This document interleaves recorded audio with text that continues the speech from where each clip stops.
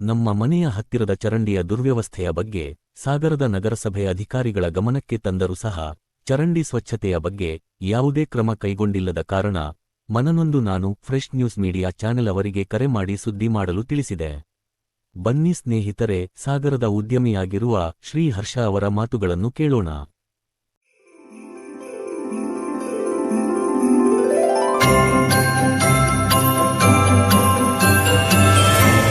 ಸ್ನೇಹಿತರೆ ನಮಸ್ತೆ.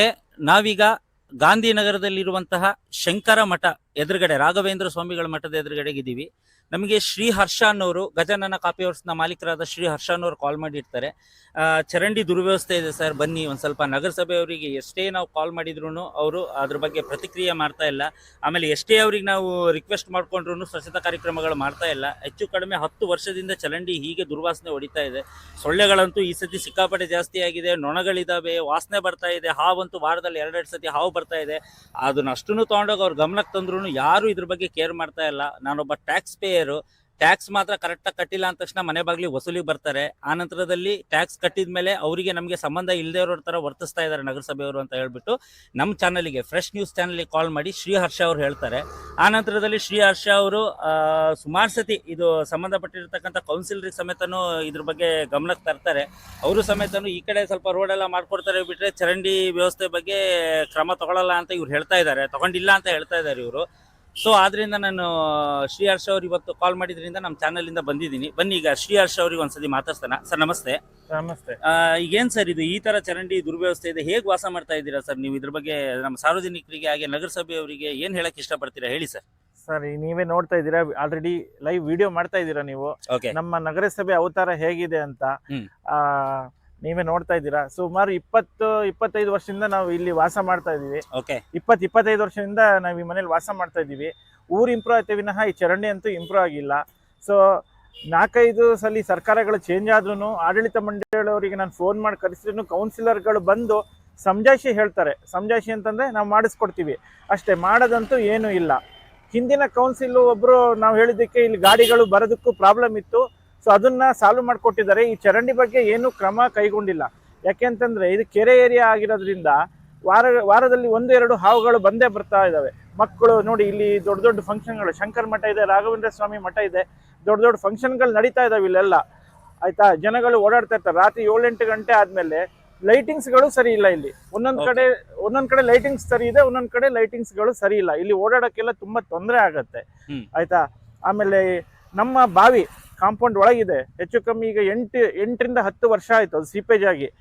ನಾವೇ ಟ್ಯಾಕ್ಸ್ ಕಟ್ಟಿ ನಗರಸಭೆಗೆ ನಮ್ಮ ದುಡ್ಡಿಂದನೇ ನಾವು ನೀರು ತಂದು ಇದೇ ಚರಂಡಿ ನಾವೇ ಕ್ಲೀನ್ ಮಾಡ್ತೀವಿ.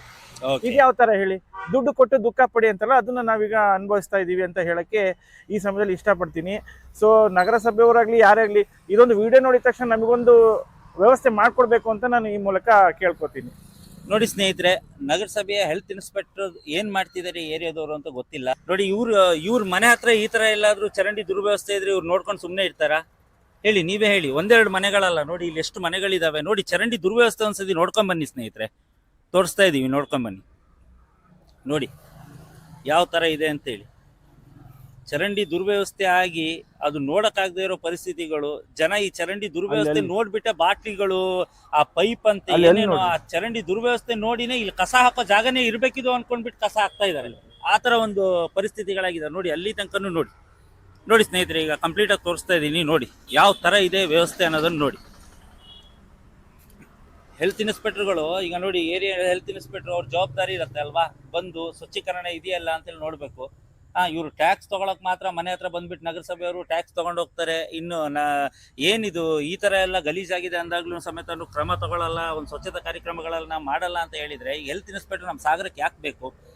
ಏನು ಜವಾಬ್ದಾರಿ ಇರುತ್ತೆ ಹೆಲ್ತ್ ಇನ್ಸ್ಪೆಕ್ಟರ್? ಸ್ಮೆಲ್ ನೋಡಿ, ಇಲ್ಲಿ ನಿಲ್ಲಕ್ಕಾಗ್ತಿಲ್ಲ, ಅಷ್ಟು ಸ್ಮೆಲ್ ಬರ್ತಾ ಇದೆ. ಪಾಪ ಅವ್ರ ಮನೇಲಿ ಹೇಗೆ ವಾಸ ಮಾಡಬೇಕು? ಇವ್ರ ಗಮನಕ್ಕೆ ಇನ್ನೂ ಹೋಗಿಲ್ವಾ? ಇನ್ನೇನು ಜನ ಎಲ್ಲ ತೊಗೊಂಡೋಗಿ ಆಸ್ಪತ್ರೆಗೆ ಹೋಗಿ ಬಿದ್ದ ಮೇಲೆ ಇವ್ರು ಬರ್ತಾರೆ ಇವರು ಏನಕ್ಕಾದ್ರು? ನೋಡಿ, ನೀವೇ ನೋಡಿ ಯಾವ ಥರ ಒಂದು ಪರಿಸ್ಥಿತಿ ಇದೆ ಅನ್ನೋದನ್ನು ನೋಡಿ. ಈ ಕೂಡಲೇ ಸಂಬಂಧಪಟ್ಟಿರ್ತಕ್ಕಂಥ ನಗರಸಭೆ ಹೆಲ್ತ್ ಇನ್ಸ್ಪೆಕ್ಟರ್ ಇದ್ರ ಬಗ್ಗೆ ಗಮನ ತಗೊಳ್ಬೇಕು. ಆ ನಂತರದಲ್ಲಿ ಕೂಡಲೇ ಇಲ್ಲಿ ಸ್ವಚ್ಛೀಕರಣ ಕಾರ್ಯಕ್ರಮ ಆಗಬೇಕು. ಮುಂದಿನ ದಿನಗಳಲ್ಲೆಲ್ಲಾದರೂ ಇದ್ರ ಬಗ್ಗೆ ನೆಗ್ಲೆಕ್ಟ್ ಮಾಡಿದರೆ ನಾವು ನಗರಸಭೆ ಎದುರುಗಡೆ ಬಂದು ಪ್ರತಿಭಟನೆ ಮಾಡೋದ್ರ ಮೂಲಕ ಅವ್ರಿಗೆ ಎಚ್ಚರಿಸುವಂಥ ಪರಿಸ್ಥಿತಿ ಬರುತ್ತೆ ಅಂತ ಹೇಳ್ತಾ ದಯವಿಟ್ಟು ಈ ಕೂಡಲೇ ಅವ್ರಿಗೆ ರಿಕ್ವೆಸ್ಟ್ ಮಾಡ್ತಾ ಇದ್ದೀನಿ, ಯಾರು ಏರಿಯಾ ಹೆಲ್ತ್ ಇನ್ಸ್ಪೆಕ್ಟರ್ ಇದ್ದಾರೆ ಅವ್ರಿಗೆ ರಿಕ್ವೆಸ್ಟ್ ಮಾಡ್ತಾ ಇದ್ದೀನಿ ನಾನು, ಈ ಕೂಡಲೇ ಇದ್ರ ಬಗ್ಗೆ ಗಮನ ವಹಿಸಿ ಏನು ಚರಂಡಿ ಇದೆಯಲ್ವಾ ಸ್ವಚ್ಛೀಕರಣ ಮಾಡಿಕೊಟ್ಟು ದಯವಿಟ್ಟು ಜನರ ಒಂದು ಪ್ರೀತಿಗೆ ಪಾತ್ರರಾಗಿ ಅಂತ ಹೇಳ್ತಾ ಈ ಒಂದು ವಿಡಿಯೋನ ಮುಗಿಸ್ತಾ ಇದ್ದೀನಿ ಸ್ನೇಹಿತರೆ. ಧನ್ಯವಾದಗಳು.